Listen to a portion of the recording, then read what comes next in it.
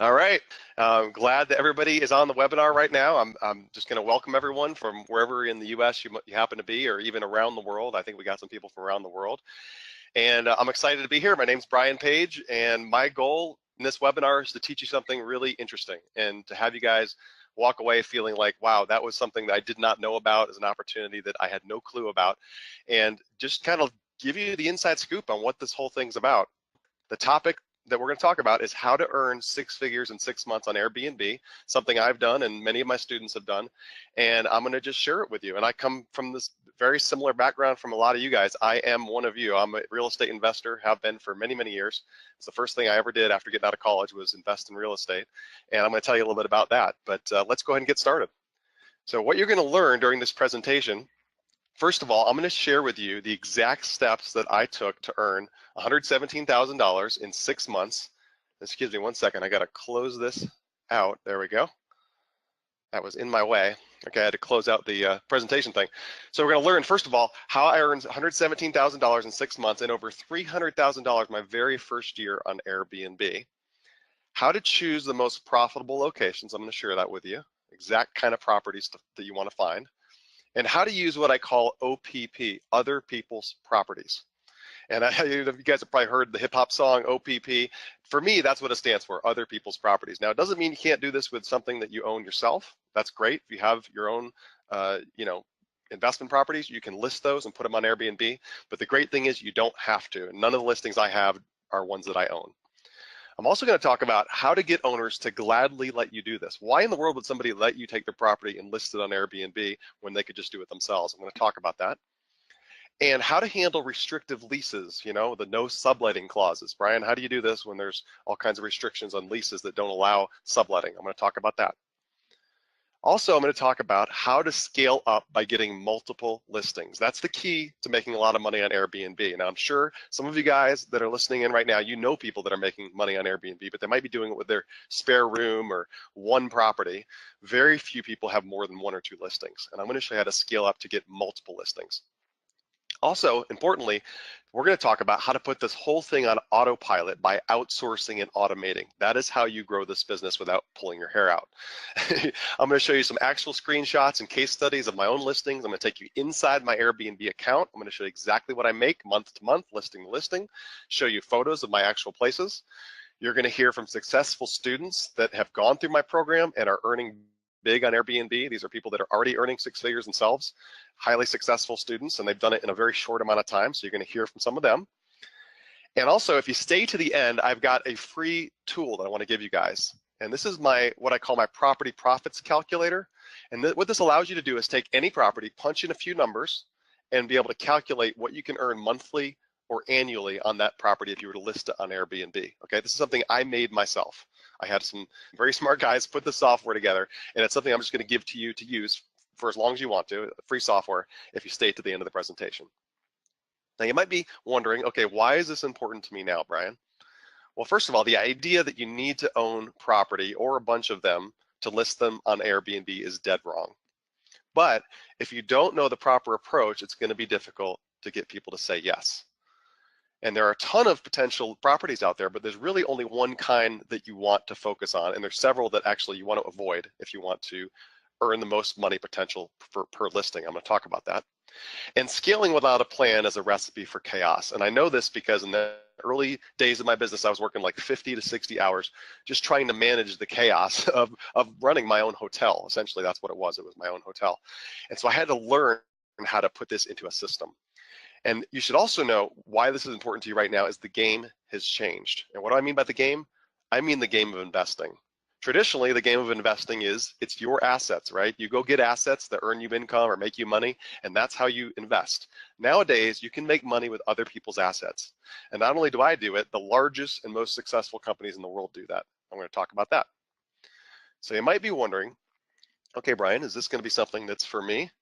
Well, if you're new to Airbnb, you don't know much about it, but you want to learn how to jumpstart your success, this is going to be a good training for you. Or if you're an experienced host, you're listening right now and you're like, I already got it listening, I already know how it works, but you want to take a big income boost, you want to scale up your business, this is going to be for you. Or you might just want to supplement or replace your income. I'm going to talk about that.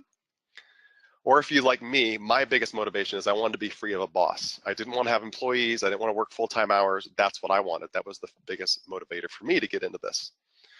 But what you're going to need is a specific step-by-step plan. And if you want to avoid learning it all on your own, starting over, and going through the same trials that I went through for years, this is going to be for you. Also, I want to let you guys know this is something anyone can do, even if you do it very part-time. And it's designed to be done part-time, honestly. And that's how I did it. I was working 50 hours a week at my job. And I now have people in several dozen countries that are doing this, students of all different ages, all different ethnic backgrounds, all different socioeconomic levels that are doing this, because Airbnb is worldwide. So I want to give you a brief introduction of who I am, and hopefully it's humble as well, because you guys might be wondering, okay, who's Brian? Why should I listen to him? Who is this guy that's speaking to me right now? Well, first of all, I made my first $1 million in real estate in my 20s by flipping houses. And I did this back in the early 2000s. And back then, it was not mainstream. It was not mainstream at all. In fact, there was no TV shows like Flip This House. Nobody knew what it was. Most of my friends thought it was illegal. They're like, flipping houses, that's illegal. But that's what I was doing. I was flipping them. I flipped over 100 properties. I'm talking about buying, fully rehabbing, and selling over 100 properties. And that was what the business that I got into early on. I'm going to tell you a little bit more about that story in a minute. And I also have made over $300,000 in my very first year collecting properties on Airbnb. And I'm the creator of the world's only program that teaches you how to build a multi-property portfolio on Airbnb and how to scale it. There is nobody that teaches this at all. I'm the only one. I'm also a business coach with clients in dozens of countries, which I mentioned. And I like to fancy myself kind of a world traveler and amateur explorer. I'm going to tell you about that. So before we get started, I got a few house rules I want to go over. The first house rule is this is not get rich quick. I know that might sound kind of counterintuitive, is like you listening to a guy that just said he made 6 figures in 6 months on Airbnb. But what I mean by that is this isn't about effortless earnings, okay? This isn't like a push button system where you do nothing and then you start earning money. And quite frankly, if anybody tells you there's something like that out there, I would run away from them, because that's not what this is. This is a real business. It does require effort, and my results are not typical. I do have many successful students, and I'm going to share those with you, but I cannot guarantee your results because I don't know your work ethic. I don't know your willingness to go out and take action.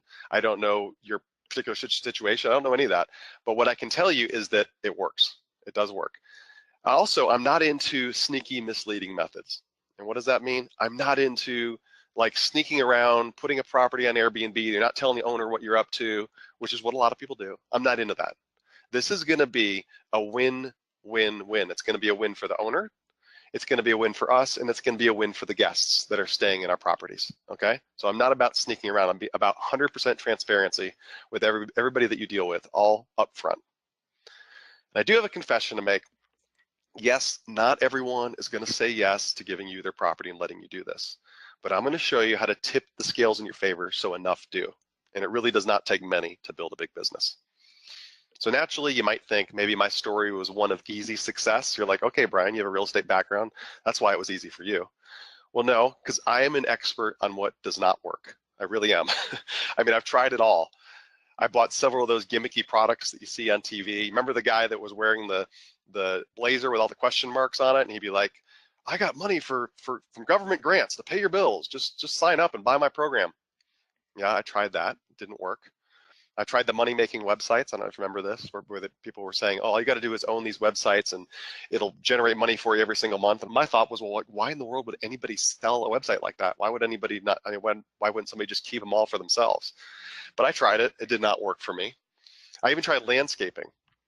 Nothing wrong with landscaping if that's what you do for a living, but I was not gifted at this. I went out, I put thousands and thousands of dollars on my credit cards. I bought a high-end mower and a trailer and a weed eater and all these things and started mowing yards, and it went well for a few weeks until I came out one day and there was nothing there. That my entire trailer, my rig, everything was gone. And it was a horrible experience to lose all that money, but it was probably one of the best things that ever happened to me, because shortly thereafter, I went into real estate. So I've tried all kinds of businesses that did not work. This is years and years of just hitting my head against a wall and not finding something that worked. And that brings me to what I like to call my ultimate rags to riches to rags again story, and that was in real estate.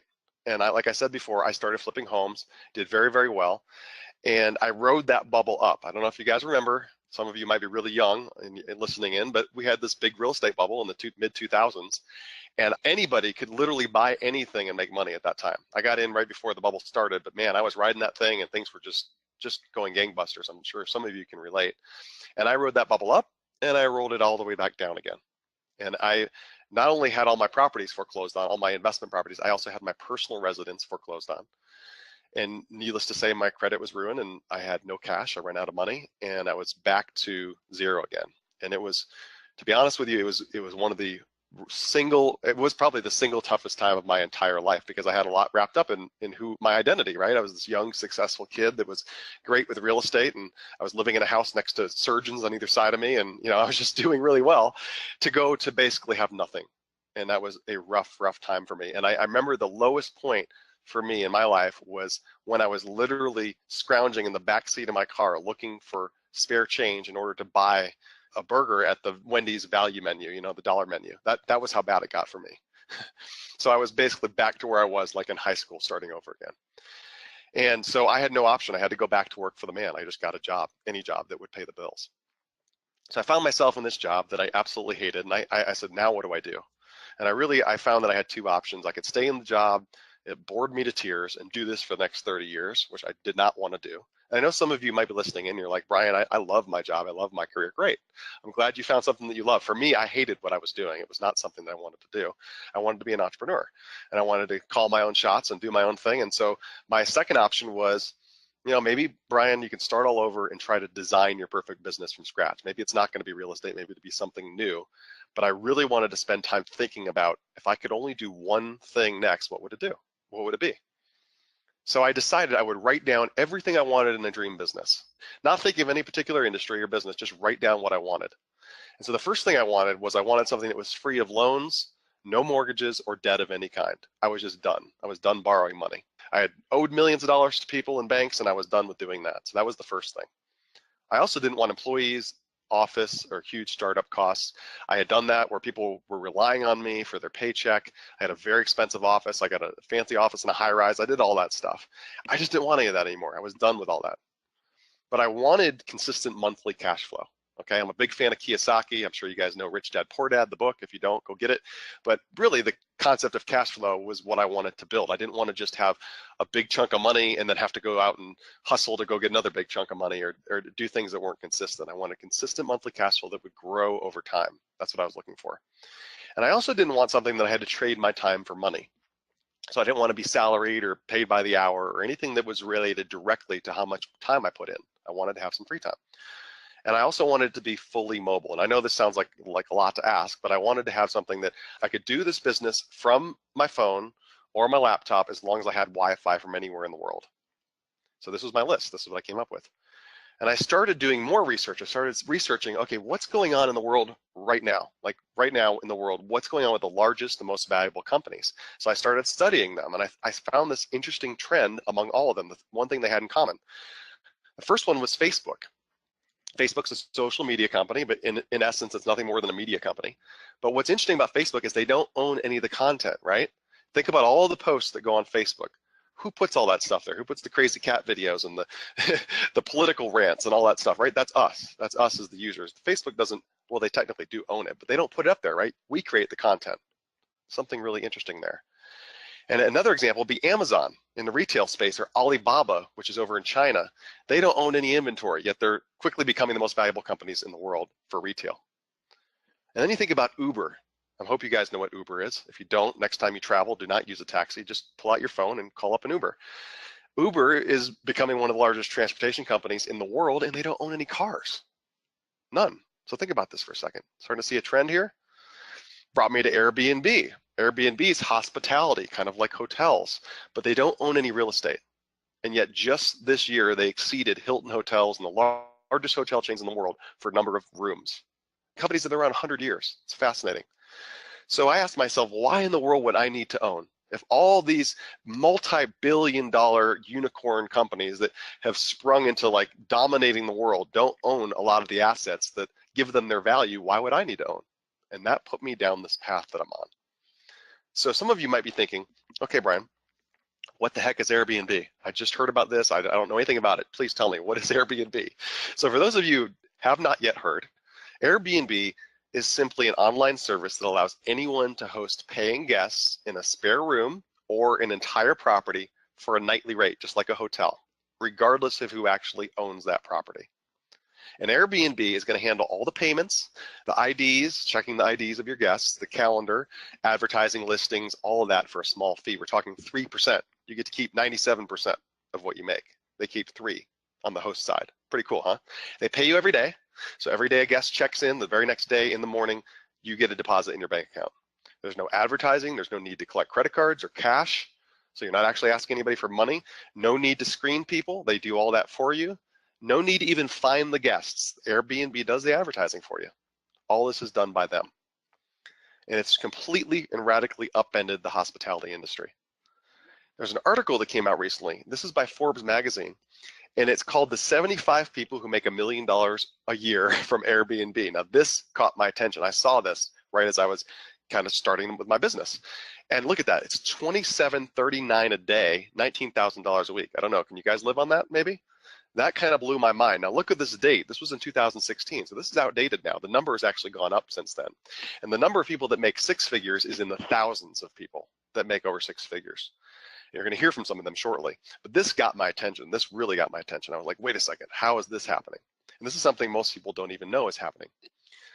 And this is my favorite quote from that article. It says, Airbnb is an economic revolution that's quietly turning millions of people into part-time entrepreneurs. That's what it was doing for me. I was turning me into a part-time entrepreneur and many other people that I know. I love that quote. So here's how it works. I'm going to break it down real simple. Let's take a $1,500 property.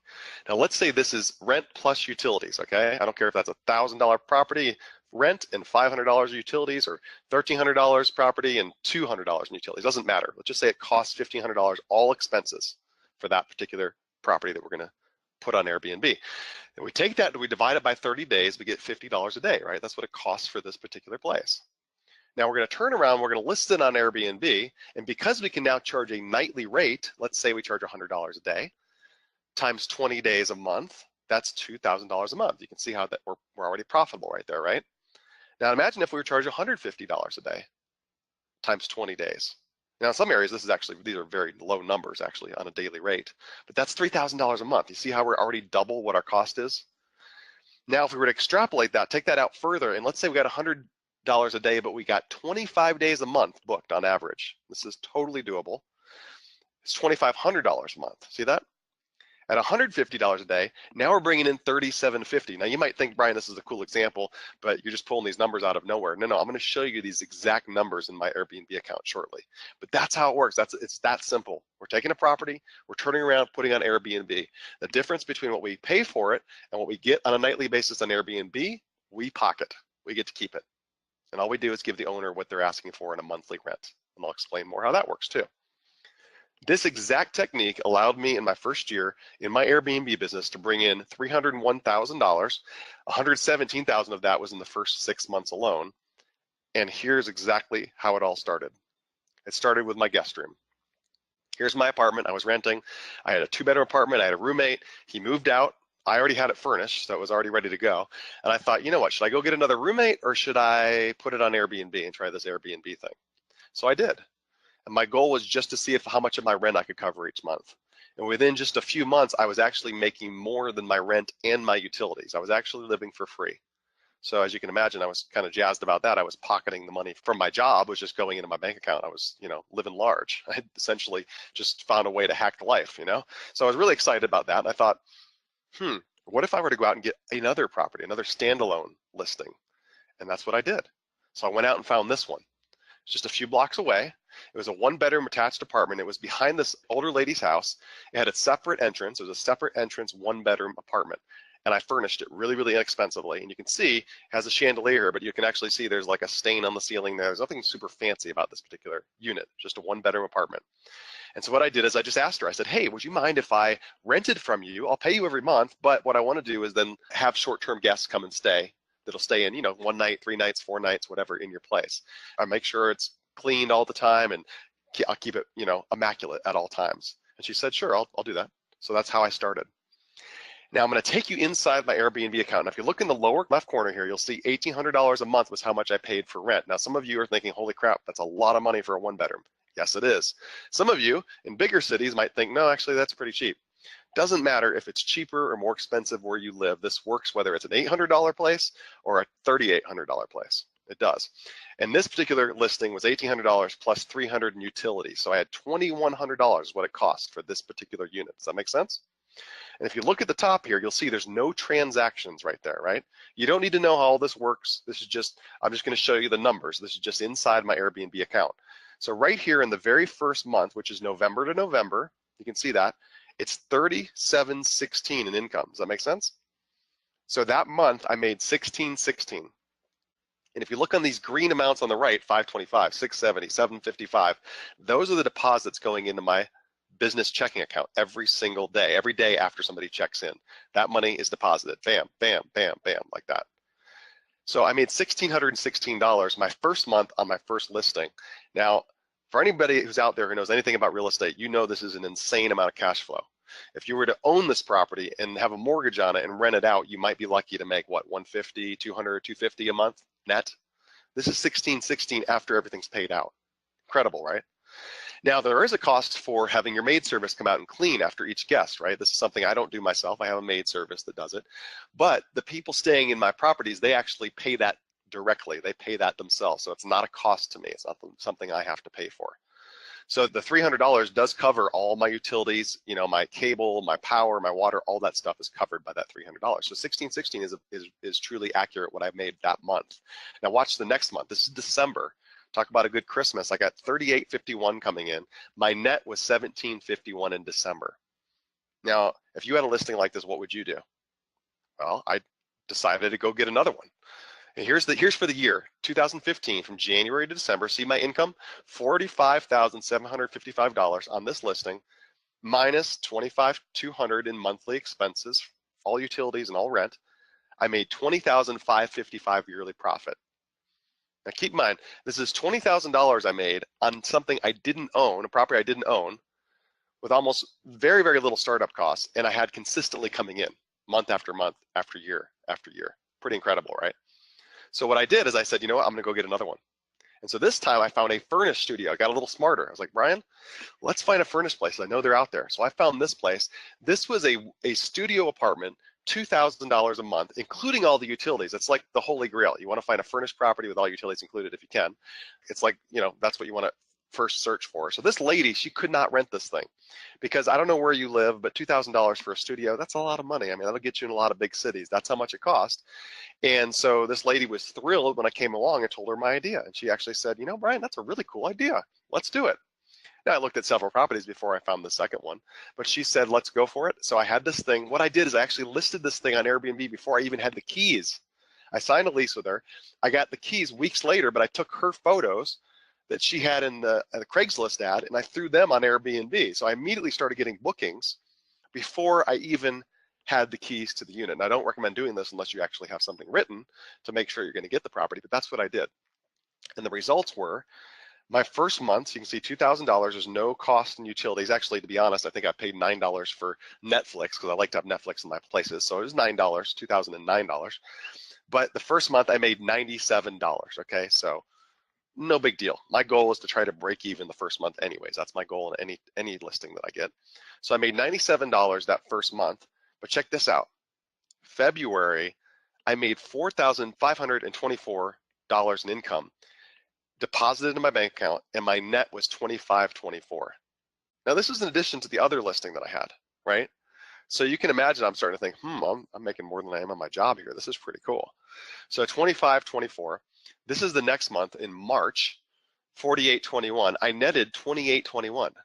I mean, before the whole real estate crash, I owned fourplexes that didn't make that much money. I owned duplexes that I owned personally that didn't make that kind of money. It was incredible. I was like, this is nuts. I mean, it just got me so, it still gets me so excited to think about because there's just nothing like this in the real estate world. I've just never seen anything like this. And look at this month, April to April, $6,557 in the month of April. I made $4,557 in 1 month on one listing on a $2,000 property. I mean, It's incredible. I want to bore you to tears. I'll go through a little quicker here. We got $55,950 in income, $24,000 in expenses. So I made $31,950 in yearly profit on that listing. Now, let me ask you, how much, if you just had one listing like this, would that change your life? If you had one listing that made half that, $15,000, would that change your financial future to have an extra thousand, a little over $1,000 coming in every month that you don't have to do hardly anything for? That's the power of this. That's the potential of this. So I didn't stop. I'm not the kind of guy that stops. I just keep going. So I was like, you know what? Let's find a two-bedroom. So what I did is I went to another area of town that's not like the nicest part of town. Let's say it's, it's just neighborhood's like okay. And I found a two-bedroom, but I love this unit because it was so cheap. The two-bedroom, two-bath was actually cheaper than my one-bedrooms in my studios. So this was a two-bedroom, two-bath, pretty good size unit. And it was $1,200 a month. Now the utilities were high; they were $400 because it was an inefficient property. But I got this thing for $1,600 a month. I thought I'm going to make a killing because I can put two people in one room, two people in another, two people on a sleeper sofa. I could sleep 6 people in this place.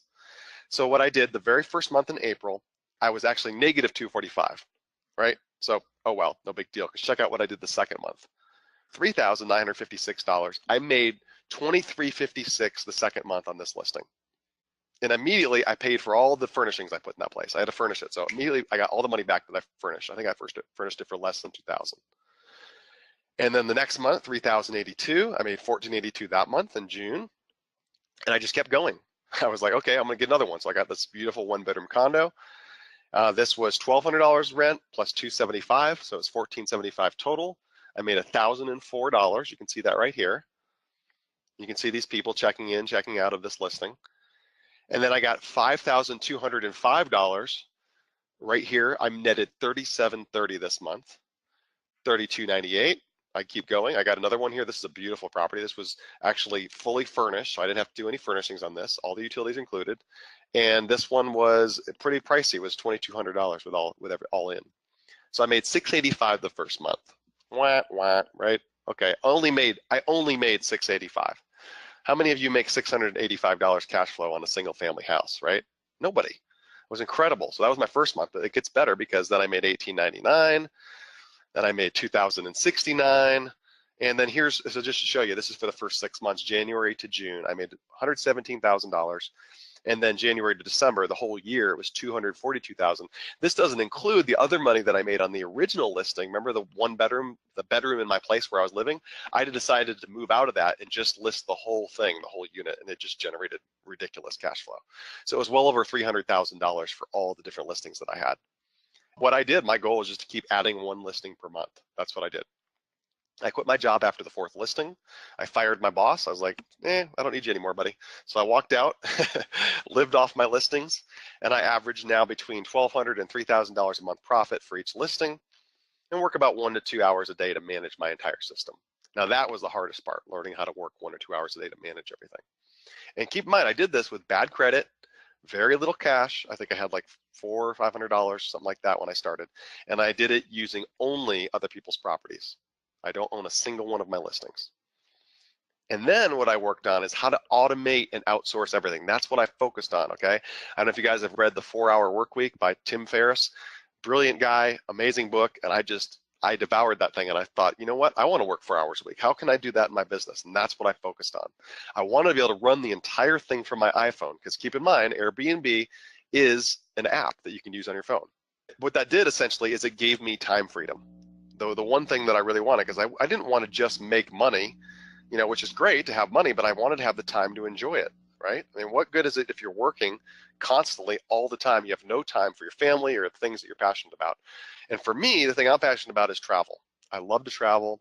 Well, actually, this is a little outdated now. I've been to 20 countries, and so I just love traveling. That's what I like to do. It might not be your thing. Maybe it's something else, but for me, that's what it was. And I did it all in a debt-free business, which makes me feel really good. It makes me feel good to help people do the same thing because it's a debt-free business. And I'm going to show you guys some photos here. This is not to brag or anything like that. I just want to show you because I'm excited. I get to live my dreams because of this business. And this is me. I rented this Jeep out west. This is actually Utah.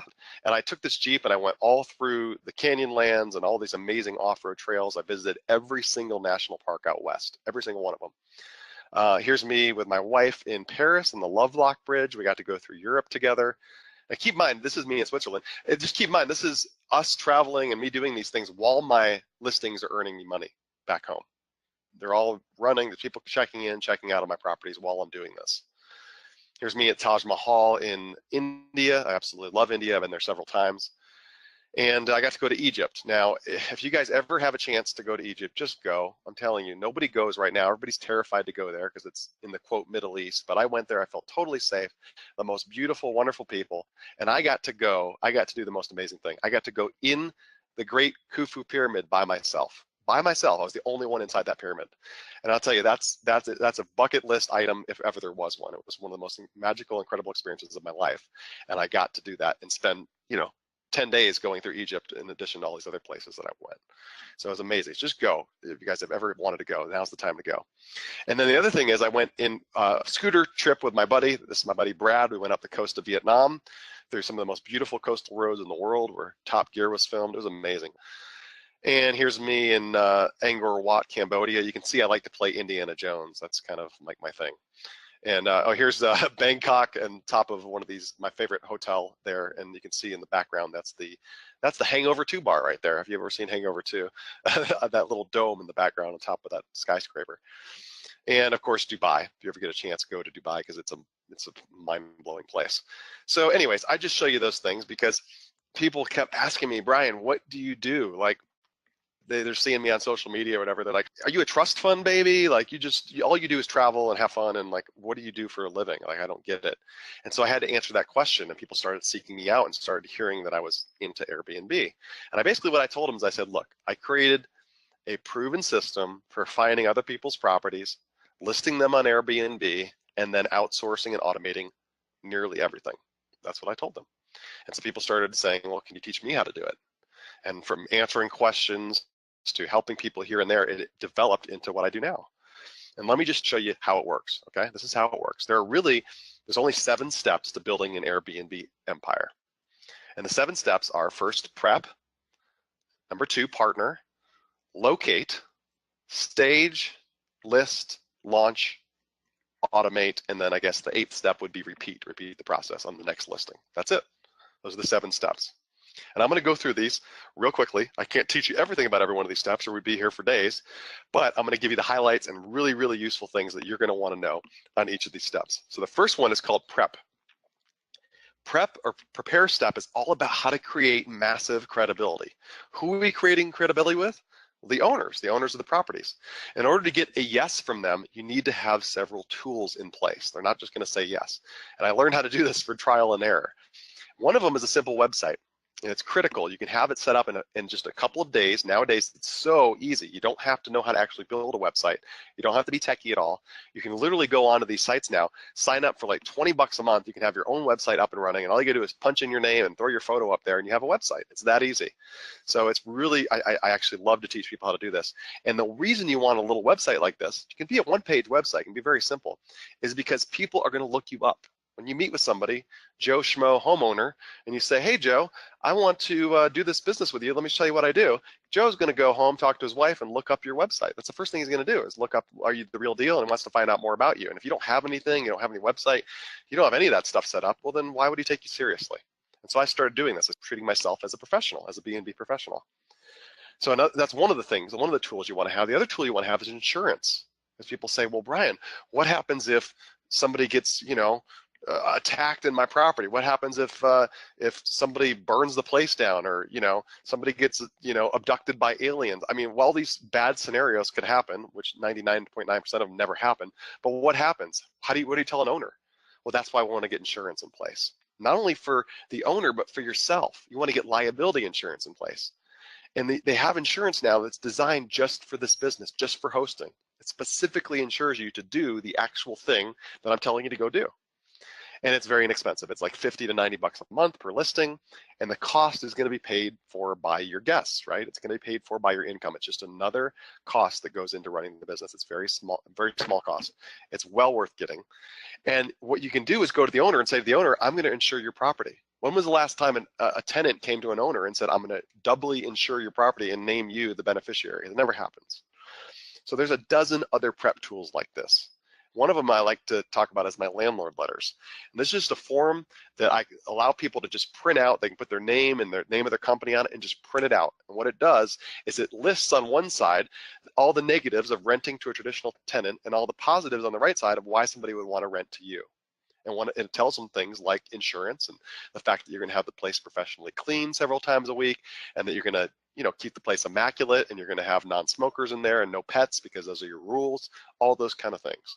That's in my landlord letter. So there's many tools like this that you're going to want to have in order to get yeses from people. That brings us to step 2.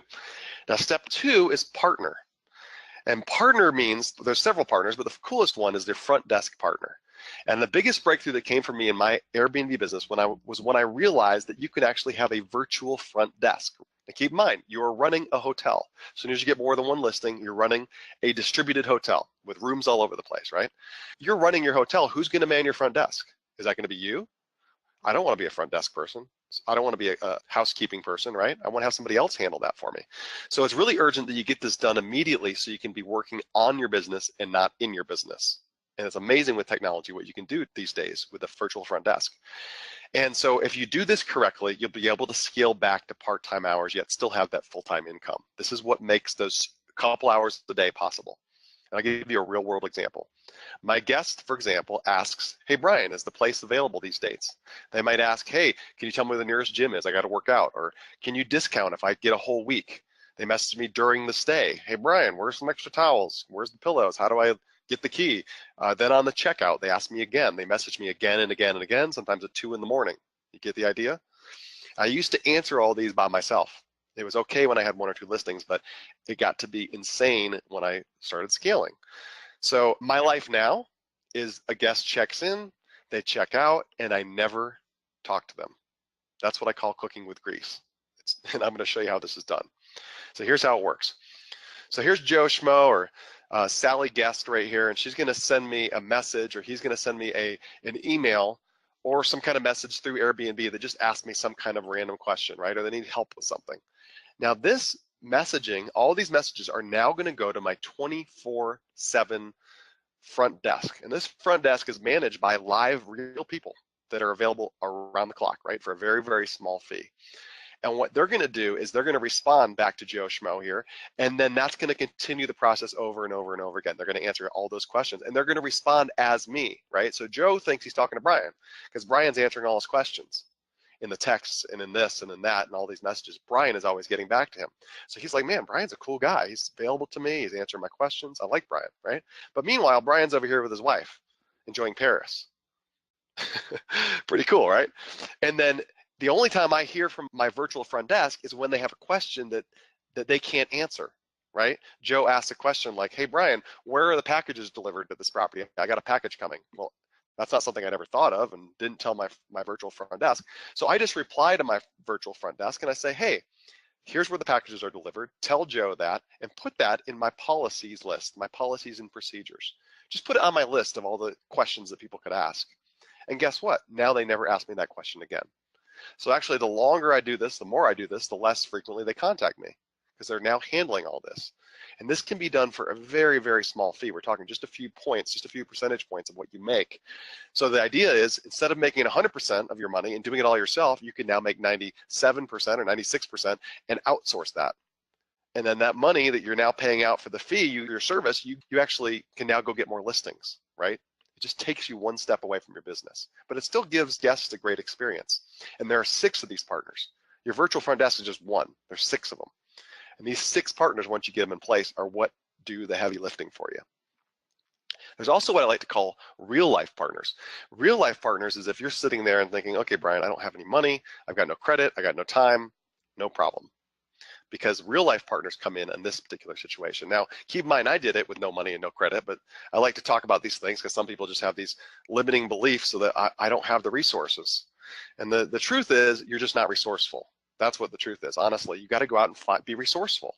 And it's so easy to find whatever it is that you need. If you tell somebody else, look, I want to partner with you. I only want to partner with you on one listing because I want to build a business, but I need help getting the first listing. I need a little bit of money to get started.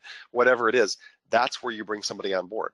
And it's so easy to do. So I'd like to talk about real life partners if you want to have somebody help you. Maybe you don't have the time that you think you need to devote to this, even though it can be very part-time. You bring somebody else on board that can help you. So I like to talk about real life partners. And that brings us to step 3, which is locate. Locate is all about finding the golden goose properties. We're going to focus only on owners, okay? We're not going to focus on property managers or big REITs or big apartment complexes. They just say no. Their job is to say no. We're going to focus only on talking directly with owners. That's all we're looking for.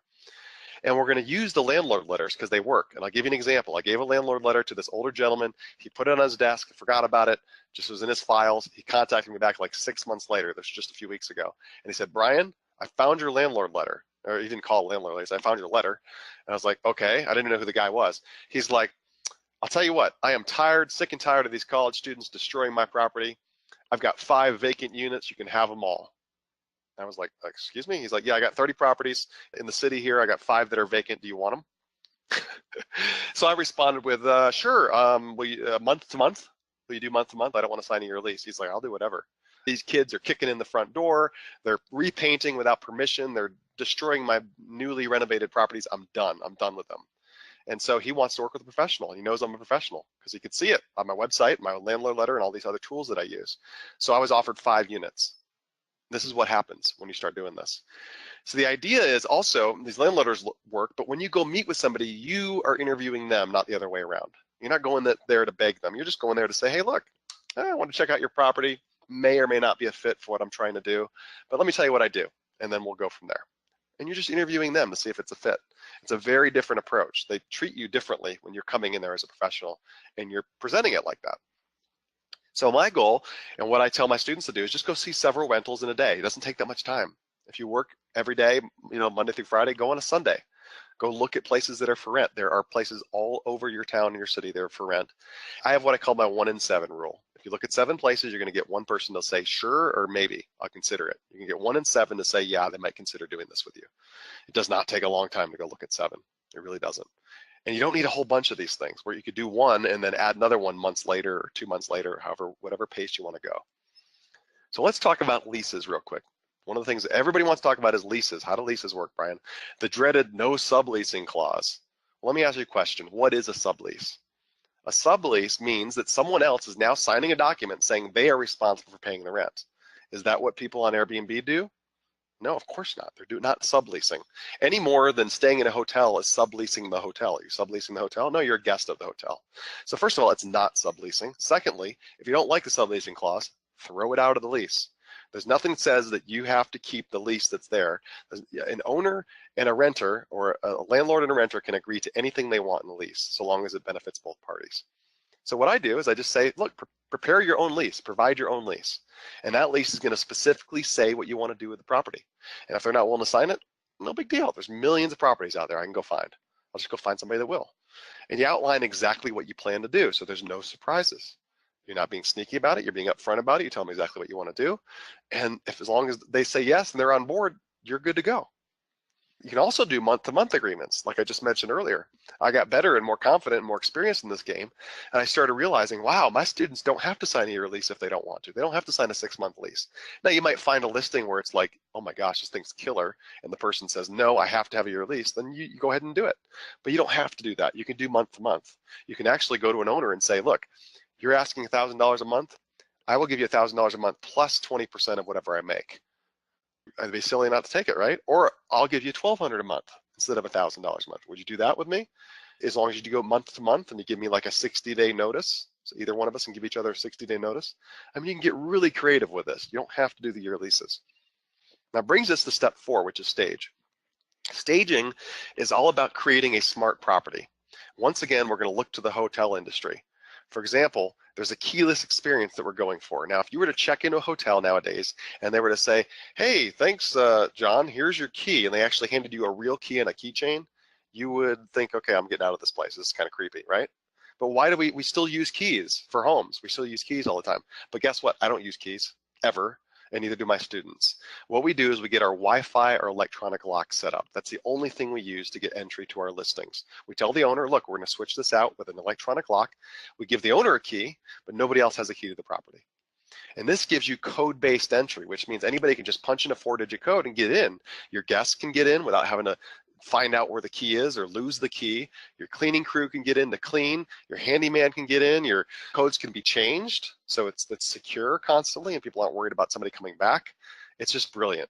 It's a really, really cool tool that we're going to use on all of our properties. And this cuts down to having to go to the properties. And then also, Nest thermostats is something, it's a smart thermostat. It basically just turns the heat or the cold down when somebody's not in the property. And these things, you can actually, they'll pay for themselves. You don't have to do all this right away, but as you start making money with your listings, you're going to want to think about these things, because your Nest thermostat will pay for itself just by saving you money on utilities. And your owners are going to love you, right? Because you're saying, I'm going to put a Nest thermostat in your property and you can keep it. I mean, they're going to just freaking love you. What tenant does that? You're going to eliminate going to the properties. This is the big thing. Talking to guests and going to properties. That's going to drive you bonkers. But you don't have to do it. You don't ever have to do it. Once you set them up, you can just do this fully automated.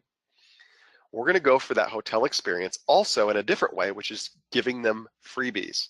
When you stay in a hotel, you get the coffee, you get the soaps, the shampoos, all those little goodies, right? The little notepad and the mint and all that stuff. That's what we're going to do. But we're going to take it a step further. We're going to give them a bottle of wine every single time. But it's not going to cost us anything. I'm going to explain that. You can do it totally for free. So what we're going to do is we're going to buy them in bulk. And it's included in the fee. In other words, the cleaning fee. Remember I told you we charge people a cleaning fee? So let's say it costs $65 to clean a unit. We're going to charge the guest $75. And that $75, that extra $10 covers the soap and the shampoo and the makeup pad removers and all the things that we put in there. And all that stuff is put out by our housekeeping company. It's not put out by us. They handle that. And here's an example how it works. So I buy in bulk purchase wine, very inexpensive wine at like a Total Wine or one of those wine distributors, wine wholesalers. And then what I do is my automated system, my front desk will actually, I'll have my housekeeping put the wine out with the glasses. And then Joe here gets a message, says, hey Joe, welcome to my city. Hope you enjoy the bottle of wine on me, Brian. Now what do you think Joe thinks? Suddenly Joe is full of shock, awe, love, and 5-star ratings for me. Pretty brilliant, right? And these bottles of wine cost next to nothing. When I go into Total Wine, for example, I talk to the manager, I say, show me something that's inexpensive and nobody knows what it is. Show me something new. And he's like, oh my gosh, Brian, we have this Merlot right here. It's $3.50 a bottle. People would go crazy over it. $3.50. $3.50 a bottle, and nobody knows what it is. And I get emails from people that are like, that Merlot is delicious, Brian. Can you tell me where it is and what you got? I'm a little bit embarrassed to say. But see, the thing is, do you think when you stay in a hotel that they're paying? No, you're paying for them. It's part of the cost of doing business. It's worked into the room rate. We're going to do the same thing, but take it to a different level. So the stage step is all about giving guests more than they expect, the 5-star hotel experience. And this results in people saying, you're amazing, your property's amazing, oh my gosh, you gotta go stay here. And that boosts your listing. You start earning more money. That brings us to step 5, which is list. And I'm kind of moving quickly here. So listing is all about creating your listing on Airbnb, getting your photos perfect. Photos are critical. I talk about getting a professional photographer in.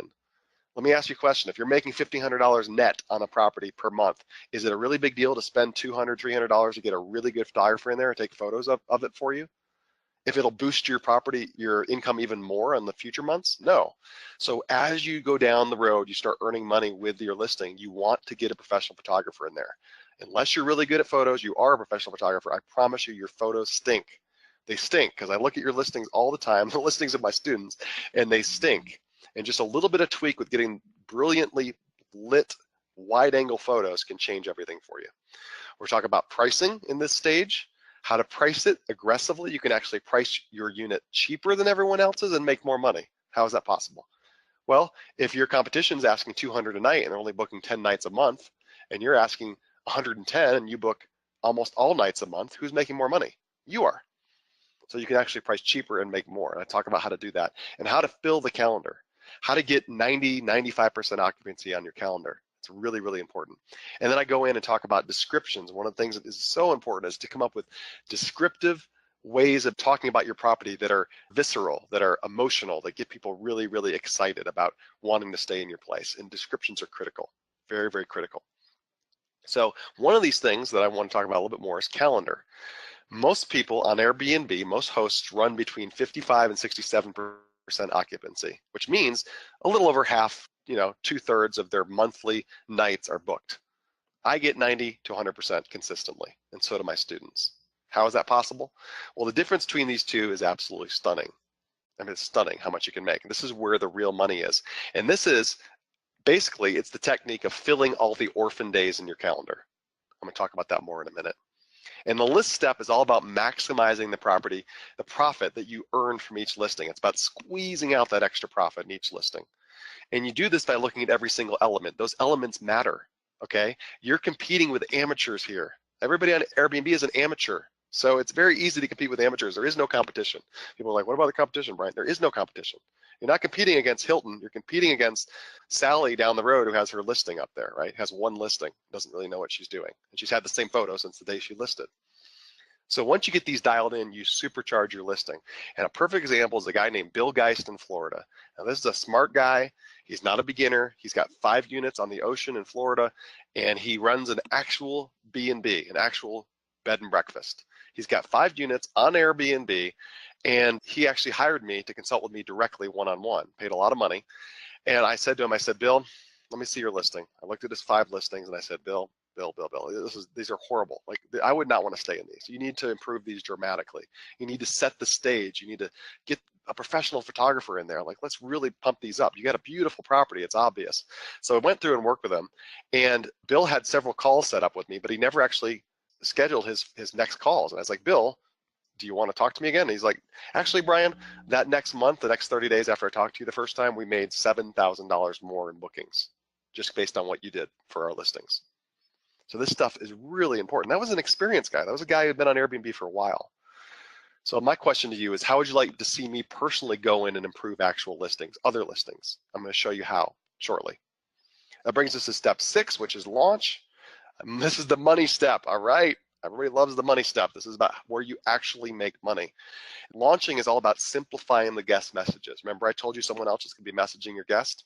I'm going to show you how to simplify those and have all the templates you need to be able to do those messages. How to get fully mobile on your phone, how to eliminate the calls and texts so you're only talking to your team, you're not talking to the guests, and how to boost your profits.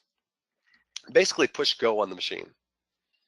And if you don't address these launch techniques head on, you're losing a fortune. And I'm talking to you who might be listening right now who's already a host on Airbnb and you're not doing these things. I'm telling you, you're losing a fortune. But when you do, you gain bookings, you boost your rating, you build rave reviews because you get reviewed just like you do if you're on eBay or whatever, and ultimately you make more money. Now it brings us to step 7, which is automate. And automate, I get really nerdy about, I get really excited about because automate is like my thing. It's the thing that makes all the difference in the world. And this is where you decrease your time investment by outsourcing and working on your business and not in your business. That is the key. That's how you scale any business. For example, my properties get cleaned, but I don't clean them. Guests get helped, but you don't help them.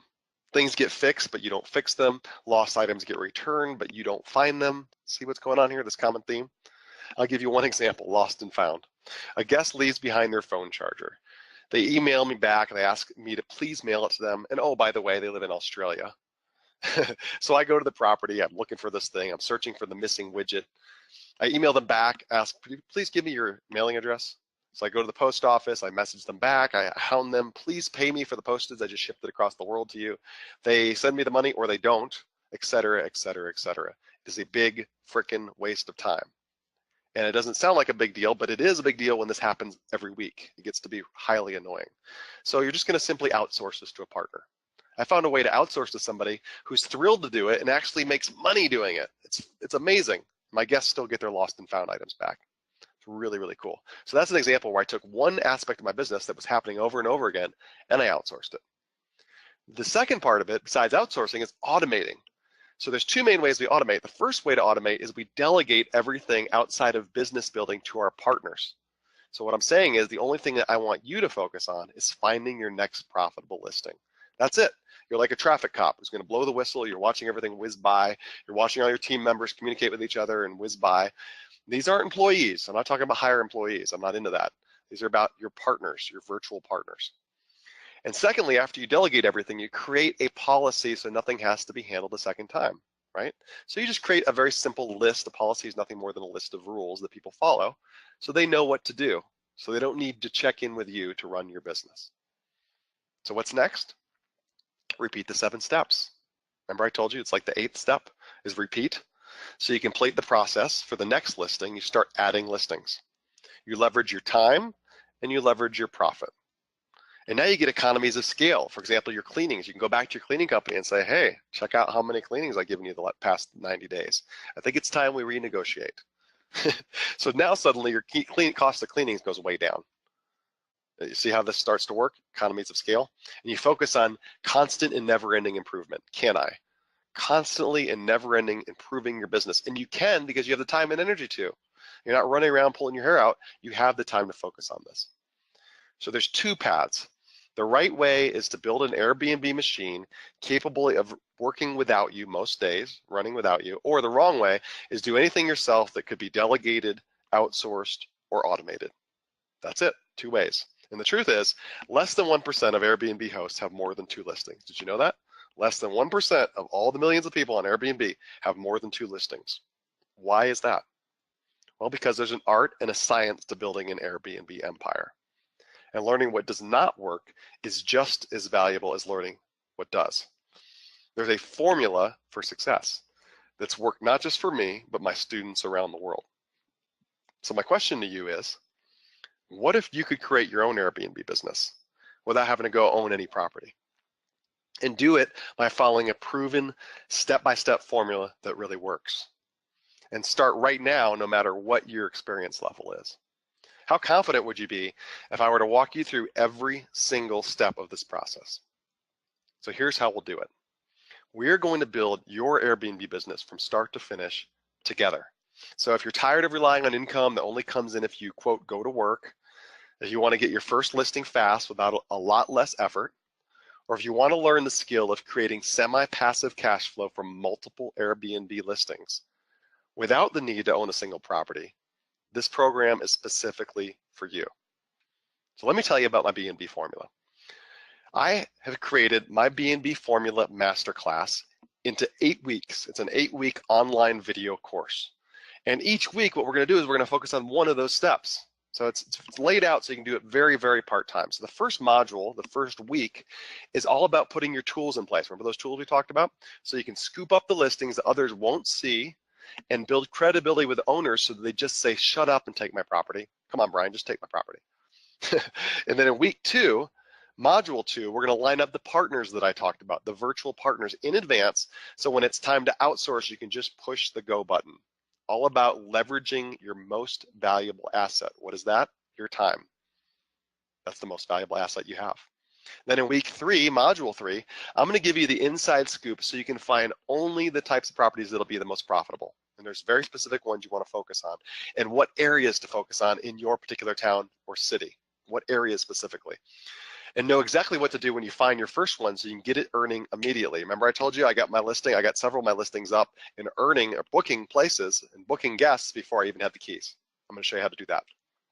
Then in module 4, I'm going to show you how to set up your e-lock so you can see who comes and goes, no keys ever, and then how to find furnished places. We're going to focus on that. And if you can't find a furnished place, I'm going to show you can spend as little as possible to get it ready quickly and get that money back in your pocket. Then in week 5, I'm going to show you my photo hacks. This is very, very important. Photos are the biggest thing, most important thing about your listing. So you can immediately boost your potential bookings. I'm going to show you my calendar filling method to fill the orphan days. Orphan days are just the days in between 2 guests. So if somebody comes in Monday through Wednesday and they check out on Wednesday and the next person doesn't come in until Friday, what do you do with that Wednesday night and Thursday night? I'll show you how to fill those orphan days. Fill them all the time. And then in module 6, week 6, I'm going to tell you how to do the automated message setup so you don't have to deal daily with the guests. I will give you the templates that I actually use. And then we're going to put it all on mobile setup so you can control your Airbnb listings from your cell phone, even if you're 8,000 miles away on a beach in Thailand, if that's where you want to go, as long as you have Wi-Fi. Then in module 7, you're going to coordinate the partners. So you're going to have your partners communicating with each other. How cool is that? So your housekeeping is going to communicate with the person that's going to be bringing over the supplies, and they're going to be communicating with, handyman needs to get in there to take care of something, and they're going to be communicating with your front desk. Everybody's going to be communicating with each other to manage your listings. And the guests are going to have a great experience. And it's not about avoiding giving our guests a great experience. It's about getting out of our own way. Really, that's what it is. So you're going to scale up the profits and not your hours worked. Then in the final week, week 8, module 8, it's all about refining. So now we've done this for one listing. I want you to go back out and look for your second one. So your goal is to have the second listing located by the end of week 8. Okay, now some of you might think, okay, Brian, I don't want to do 8 weeks. I want to do like 3 weeks. I want to do this fast. Okay, great. You can go at any rate you want to. You don't have to go through this 8 weeks. It's designed for 8 weeks so that you just literally go step by step and it's not overwhelming. This will be done in your spare time. So it's designed for 8 weeks. That's a good amount of time. I've seen people do it in way less than 30 days. I don't think you could do it in a week. You should really learn this business. You shouldn't go out and do it in a week. But you can go at any pace you like. And if you can't start right now and you want to start, you're going on vacation, you're like, Brian, I can't even start for 2 weeks. Fine, start whenever you want to. You do it at any pace you like. So today I've shown you beyond a shadow of a doubt that it's absolutely possible to create a simple automated Airbnb business. You can make well over 6 figures a year without the need to own a single property in the process. You've also seen that you can use this formula even if you're starting from scratch with zero experience. So if you're ready now to learn the ability to create profitable Airbnb listings anytime you like and change your financial life forever in the process, here's how you can sign up for the program. The masterclass has already started. Your first set of lessons are there waiting for you right now. So you can start right now if you like. Just watch the videos and follow along with me as we find and list your very first property together. And by the time the training is done, you should have located and set up 1 or more profitable listings. So you might be thinking, okay, Brian, this is great. What about the price? Well, if you wanted to do one-on-one coaching with me, where I literally get you on the phone and we talk personally, I charge $4,995 for that. Or if you were to go through and recreate all the lessons and the content and the videos and all the templates and downloads and everything in this training, it would cost you $25,000 plus to reproduce, if I had to guess. But today, you can start for a fraction of that. You can get started today for $597 on 2 payments. That's $597 now, $597 in 30 days, or $997 if you want to save $200 and just sign up right now. It's $997. And to get started, all you got to do is go here. That's it. And I want to make this a completely safe decision for you. So you're going to get what I call my B&B promise, a complete 30-day money-back guarantee. And if it doesn't work for you, you get your money back in the first 30 days. So there's literally no way you can lose here. So here's how to get started. After you register and you hit submit, you're going to be taken to the login page for B&B Formula members, and you can start right away, right now, if you want to. Oh, and I have one more cool thing to show you. I wanted to do something a little extra for everybody. And so what I want to do is what I call my fast action bonus number 1, which is my B&B backstage training.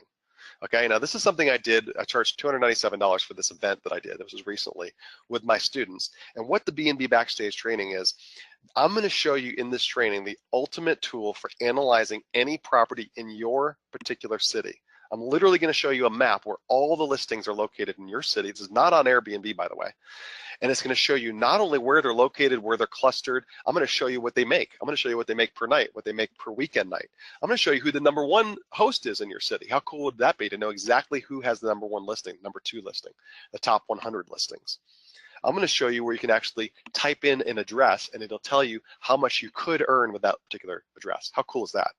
I mean, very, very powerful. So it's like going backstage and seeing what's going on, and it's for your particular city, your particular town. It's a software and it's a database that you can use for free. It's pretty much completely free.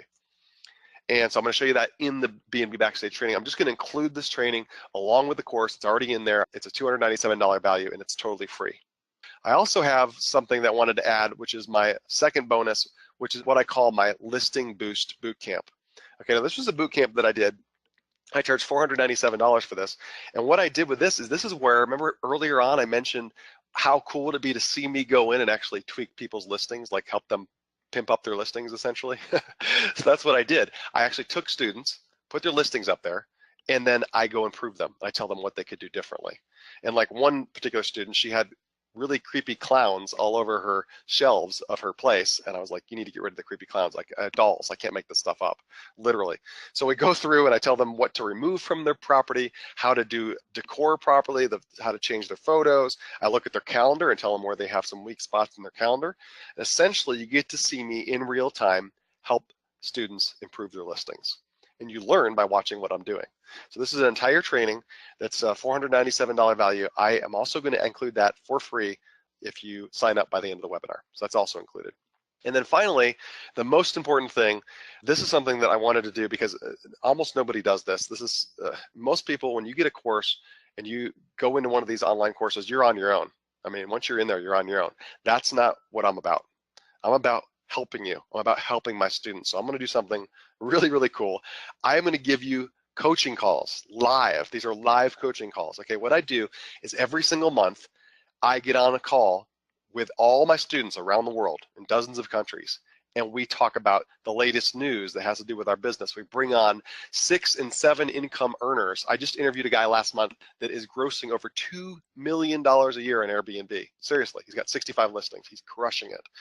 And so I brought him on the call. I bring students on the call that are just got their first, second, third, fifth listing. I interview them. I interview CEOs and leaders in the industry. I answer your questions. So you're like 5 months from now, 9 months from now, you're like, Brian, I got a question. Throw it up there and I'll answer it in the live call.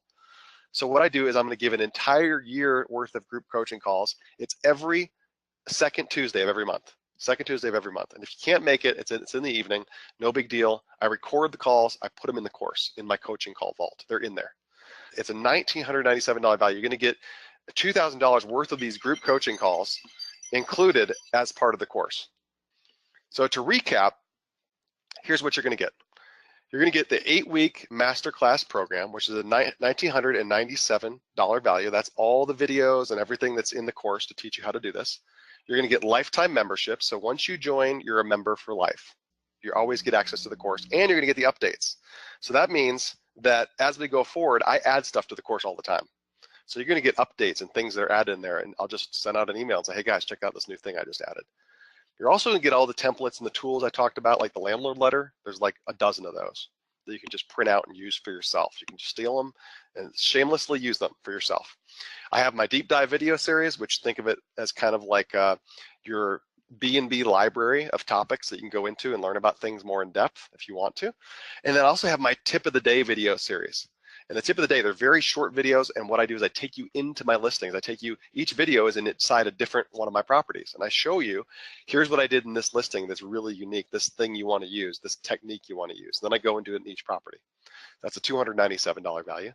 I have my B&B Empire checklist. If you're kind of a nerd about knowing exactly where you are and what the next step is, you can use these checklists. I even have one for my maids. So you print it out and you literally just give it to the maid company and say, here's the 30 things you need to do every time you turn over a unit. So you don't have to think about it. You're just like, this is what I need done. Here you go. So it just saves so much time and energy. Also, my property profits calculator, I told you I'm already going to give that to you. You will get that. We're going to send you an email at the very end here with a link to be able to use that software for free. And then I have my coaching call vault. This is every call I've ever done, every interview I've ever done. It's all thrown in there. You can go back and listen to all these coaching calls in the vault at any time. And then, like I said, you do get the bonuses. You get the bonus number 1, which is my B&B Backstage training, the Listing Boost Bootcamp, and then the 1-year coaching calls, we're going to get 12 calls on that. So it's a total value, $9,367. And like I said, you can get started today for $597. And you'll be charged again 30 days from now for another $597. Or if you want to pay in full and save the $200, it's $997. So there you go. And I do want to say a quick warning. I do plan to close the group coaching calls that I talked about to new people when the webinar is over. And the reason is because I am limited to how many people can literally be on live with me at any one given time. So I'm limited. I want to have time to be able to devote to answering questions and interacting with everybody. So I am going to limit it to just if you join during the webinar right now by the end of our time together.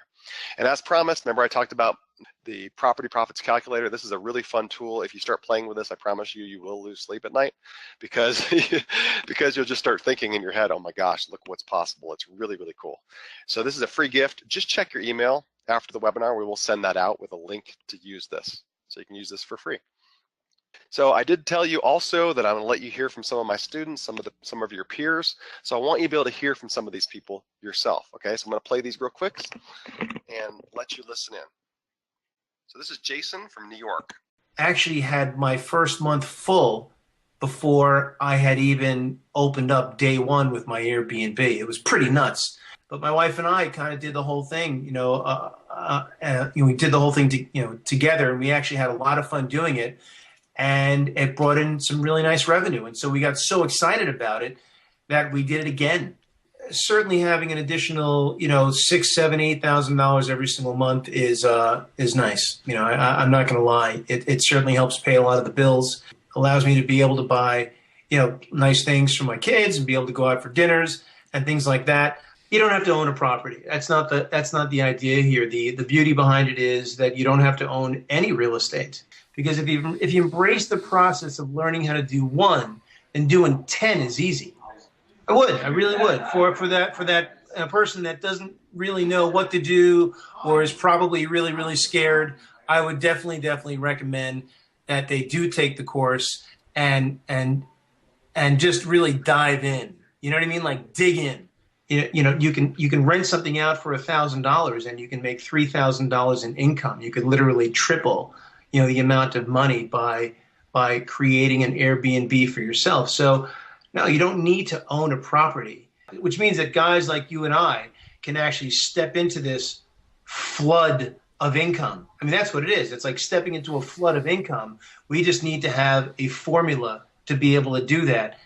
And I think your program is that formula. The thing that I like about this business is that you put in the effort, the work as a start, you structure everything, you automate everything, and then it's just repeat, basically. You just do the same thing over and over, and you can lay back, go out, travel for a weekend, for a week. Once you start making the money, it's like you're going to get hooked. Like me, I enjoy it. For me, it's fun. It's fun. Yeah, I like it that it's very like step by step, that it has a lot of practical information. We tried it once and it worked. Then I got hooked. It's an addiction. Now I want to have more properties because it's very simple. You just get everything ready for them, make sure they have a good experience, and you're gone. This weekend, I was gone for the weekend, and we just let the lockbox. The person came in, they were here, they had a great time with their family, and we made money when we were away. I do think there's a lot of money to be made. And now I can say in a weekend we're making 1,500 or 1,000 because I have a couple of bookings like that. Many people that look into these kinds of additional income are looking to step away from being in front of the computer 9 to 5 or having to exchange their time for money, right? Mm-hmm. So at the beginning, you do that. But if you just put into practice everything, then in the long run, I think it's something that you can have that additional income without having to be 100% involved.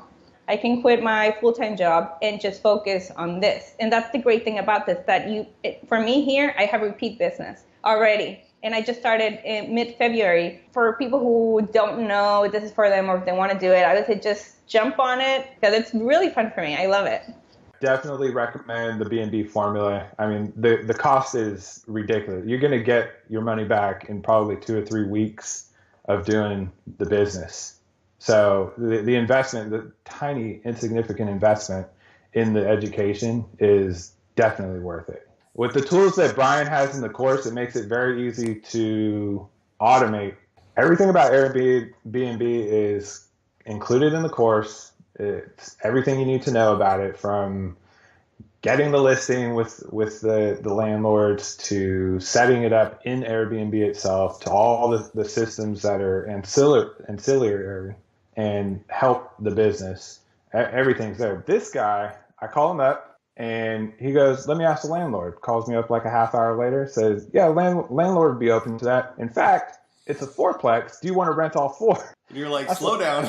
I was like, whoa, let me make sure first. So we decided to just do 1 for now. In fact, he offered, one of the units had a tenant.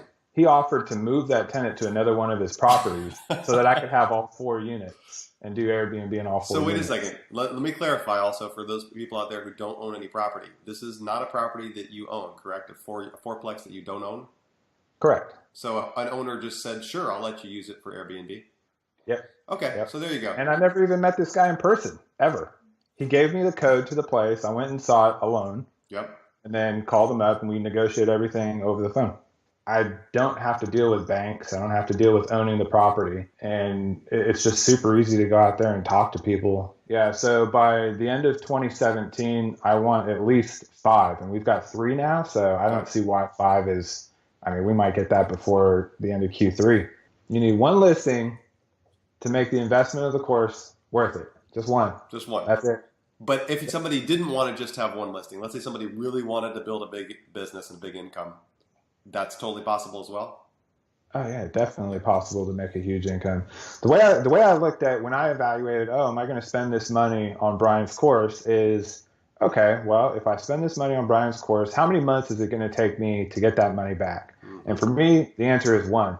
Mm-hmm. So first month, I get all my money back, and then for every single month of my life after that, I get the same amount of money back. Like it's a no-brainer. So my highest goal is to have you become one of the top 1% of all the Airbnb earners, and to help you create an amazing new source of income, and ultimately to help you build a killer business. So there's literally no way you can lose here. You can get started today for $597 on 2 payments. That's $597 now, $597 in 30 days, or $997 if you want to save $200 and just sign up right now. It's $997. And like I said, you're going to get the 8-week masterclass, you're going to get the money back guarantee, and then those bonuses I talked about, and additionally the 12 months of group coaching calls as well. And I want to go ahead and I guess go into some questions and answers. All right, Brian. I wrote down some of the questions that were asked during the webinar. Let me see the first one. Let's see. Is there a lot of resistance from owners to allow one to do this? I live in New York, and there are laws against short-term leases due to hotel lobbyists. Are there any recommended areas? Good question. Well, you heard from Jason earlier. He lives in New York. He just happened to, for example, in Manhattan, where they're kind of opposed to it, he just simply went across the river. He just went somewhere where it is allowed, and he did it there. And according to Airbnb, they just released this information because keep in mind, this is such new technology. It's like Uber. Everybody was opposed to Uber. The taxi companies were up in arms, and people were like saying, you know, it's illegal. You can't do Uber. And yet Uber is winning, and they're winning in, you know, city by city. And same thing with Airbnb. According to the latest report they put out, they said 80% of the cities in the world where Airbnb operates are fully allowing Airbnb. 10% are in process, and 10% are just saying no. So if you're in an area, which it probably is unlikely that you are, but if you're in an area where it's not allowed, just simply go to the next town over. Go within 30 minutes or an hour of where you live and go get a listing there. It's really not any more complicated than that.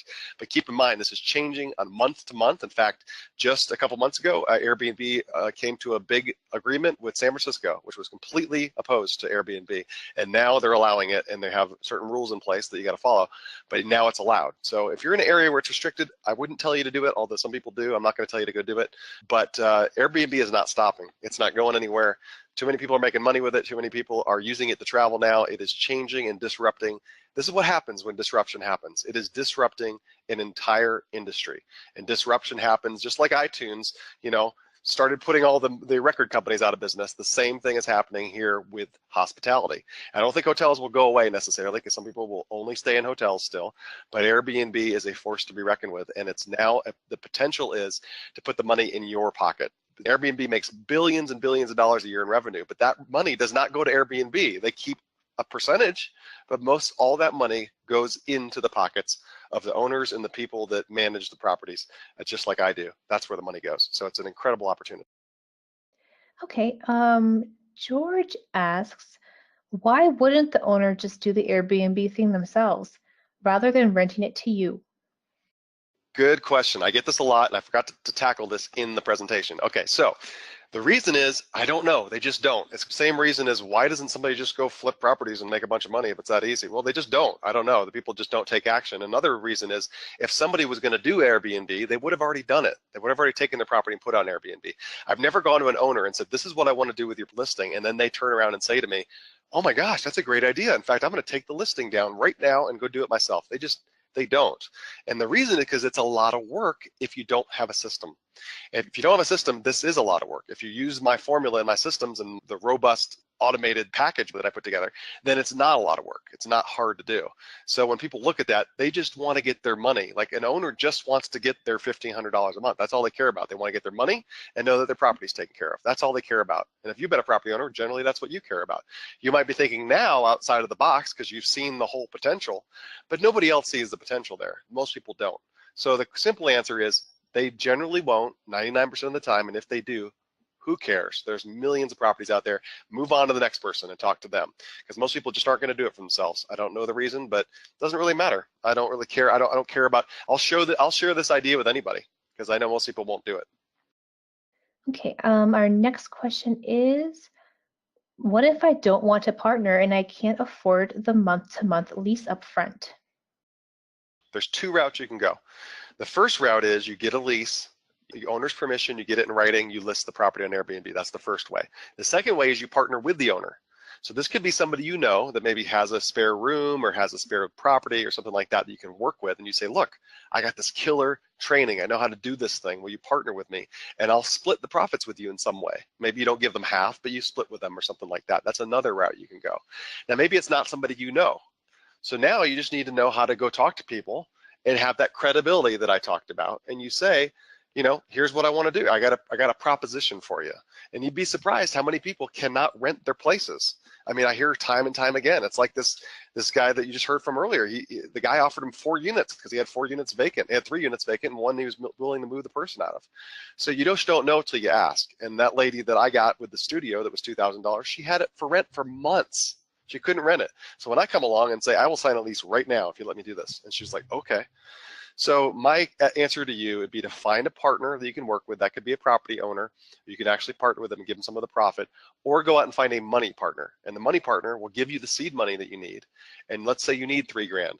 You say, I need to borrow $3 grand. I'm going to give you back 10%, 20% on your money. I'll give you the first $3,000 and $3,500 that comes in on that listing, so they get a great return on their money. So you're not having to, you know, stay partners with them forever. There's many, many ways to do it. You just got to get creative. And you got to think of it like this. If I offered you a house that you could buy for $3 grand that would cash flow $1,000 a month forever, would you find that $3 grand? Of course you would, right? You would be able to come up with that money. So you got to be resourceful in how you do this. This is a business. It does require some startup capital, so don't feel like it requires zero money. But the potential is huge, because if you were to go buy that property as an investor, you'd have to put down, what, 20%, 10% if you lived in it? I mean, it's insanely expensive for most people to get into this game. But this levels the field. So I would just say get creative. There's many, many ways. And I do talk about this in the program in depth. I talk about partners on and on. In fact, for an entire week, that's all I talk about is partners.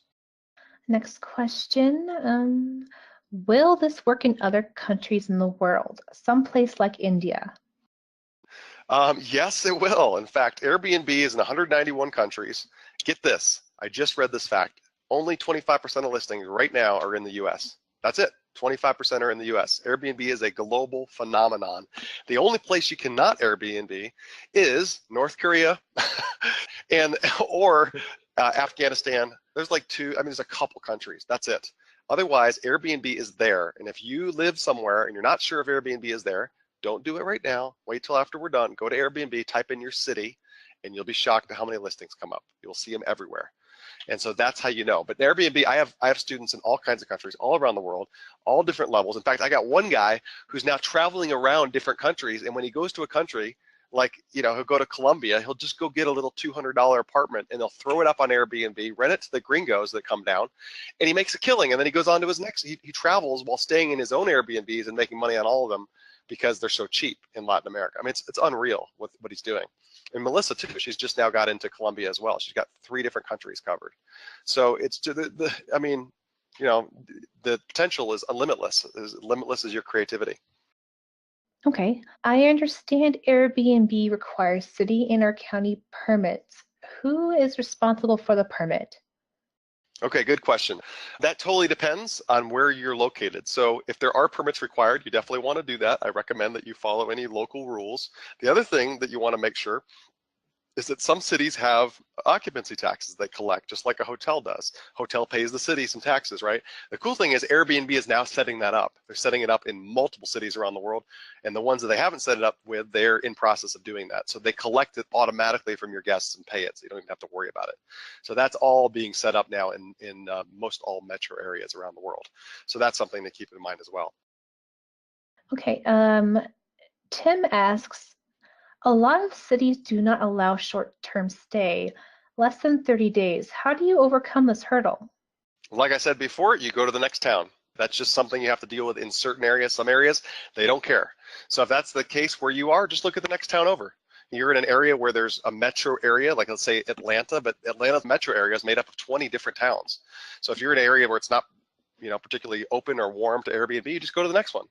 And that's really all there is to it. I suggest when you start out, you try to find a listing that is within 1 hour of where you live. Now, once you automate everything, you don't have to go to that property very often. You're going to have it all automated, but I wouldn't go longer than an hour from where you live until you're experienced. And then you can do what some of these people do. They go internationally and they go outside their state. And the guy who has 65 listings, he's in like 6 states. So just go where it's allowed. That's it. I mean, there are millions and millions and millions of properties that are for rent. They're everywhere, ready to be picked up. So my suggestion is just don't let that be a limiting belief, a limiting factor. This works, just find out where it works and go do it. And I talk about that in the locate stage. These things are all covered, I promise you. I do an entire week on locate and I talk about these things. So great question. Let's keep going. Who else we got? All right, now this next one looks like it's a 2-part question. Do we pay deposits to homeowners? And does one have to come up with the first, last, and security deposit on all units? Good question. Yes, I don't know any owners that would just let you rent without a deposit. You will have to come up with a deposit. In California, for example, most people want first and last, but some places, a lot of places where I'm at and most of my students, they don't want a first and last. They just want a first, month's, and deposit. Keep in mind, everything's negotiable, especially if somebody really wants to rent the place out. Things are negotiable. So you could just say to somebody, look, I want to lease your place, but I can't give you first and last months, and I'll just do this. I mean, everything can be negotiated with somebody. But yes, you do have to come up with that if you're going to do a standard lease, if you're going to do a standard lease. So you will have to have some money. Just the same way if you're going to go out and flip a property, you'd have to come up with a little bit of money to go get started, right? Somebody's not going to generally give you all the money and you have no risk in the game and no cost at all. You're going to have some investment in it generally. So it's the same thing here. You're going to have some money. But the way around that is if you partner with the owner. So if you know somebody that's got a rental property, for example, you know somebody that's retired that has a spare room or something, you go to them and say, look, I got a really killer way that we can make a lot of money with this place. Let me do all the work and I'll give you more than your market rent. And we'll just go month to month. There won't be any lease involved. I'll just go month to month. I mean, you still want a written agreement, of course, but you don't have a lease which says you're tied in for a certain amount of time. And then you just say, look, we're going to go month to month. You're going to let me host guests in here. I'll do all the management. And instead of $1,000 a month, I'm going to give you $1,200 a month. Because you've already done your homework, you've run your numbers, this thing's going to bring in $2,000 or more or 2,500 or something. So you're going to do well with it. So that's the idea. There's so many creative ways to do this. So you don't have to sign a lease. I like signing leases because I want all the freaking profit. I don't want to give anybody my profit. And the owners are happy because they're getting what they asked for. But I don't tell them how much I'm making. I don't let them know that. But I do tell them what I'm doing. All right, this next question came up a couple times. Do we have a template lease agreement or verbiage that is provided if we become a student? I do not give template leases, and here's the reason. My lease will not work where you live. Unless you live in my exact state, in my exact town, with the exact same laws and the exact same rules, my lease doesn't work for you. The leases are specific to where you live in the world and what state you live in. I just don't provide them because that's providing a legal document, and I do not provide legal advice, obviously, because I'm not a lawyer. So the simple answer is I tell you what to put in there elements-wise and what you need to include, but I don't give you the actual form. It's very easy to do, and I tell you how to do that in the course. Okay, I'm going through all the questions, and I think we have everyone covered. And I want to remind everyone to get involved. Be sure to click that button you see on your screen. So let me double check if we have any more questions. Yep, that is it for all the questions. Well, those of you guys who joined, I'm so excited that you joined. I cannot wait for you to send me your first email and say, oh my gosh, this is awesome. I'm up and I'm running, and this is amazing. And for those of you who didn't, I appreciate you being on the webinar. Hope you really enjoyed it. And hopefully maybe one day in the future we'll meet. And I wish you guys all the very, very best. Thank you for listening to me if you stayed on this long.